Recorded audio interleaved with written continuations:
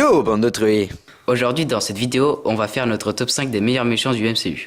Numéro 5, Ronan l'accusateur. Car il est l'un des rares qui a réussi à obtenir l'une des pierres d'infinité et qui a eu l'audace de menacer Thanos. Numéro 4, Ego. Que dire de plus à part que c'est un dieu, père de Star-Lord, et que c'est aussi une planète géante. Numéro 3, Loki. Loki, ou encore le dieu de la malice, fait bien chez Thor et les Avengers depuis le premier volet du dieu de la foudre. Entre parenthèses, Thor 1. Il a réussi à obtenir le Tesseract où se contenait la pierre de l'espace pour finalement la donner à Thanos, mais il a aussi détenu la pierre de l'esprit qu'il a gardée pendant tout le film Avengers.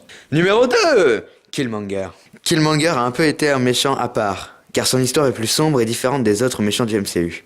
Lui qui a été trahi, caché du Wakanda par T'Chaka, l'ancien roi et père de T'Challa dans Black Panther, il revient pour reprendre le trône loyalement et dans les règles de la tradition du Wakanda. C'est pour ça que Killmonger est un méchant, mais avec des vraies et justes intentions, du moins jusqu'à ce qu'il réussisse à être roi. Number 1, Thanos, ou encore le Titan Fou est le grand méchant du MCU, lui qui a été teasé depuis Avengers 1. En scène post-générique, il est un peu le fil rouge du MCU depuis 2008 jusqu'à 2019. Il est l'élément central de la quête des pierres d'infinité, car c'est son but depuis toujours, exterminer et anéantir la moitié de l'univers grâce au gant de l'infini, qui lui peut contenir les 6 singularités en un seul objet.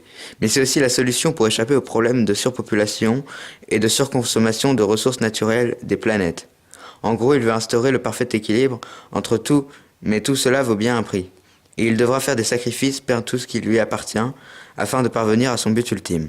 Et c'est donc pour tout ça qu'il mérite sa première place. Abonnez-vous! Bisous!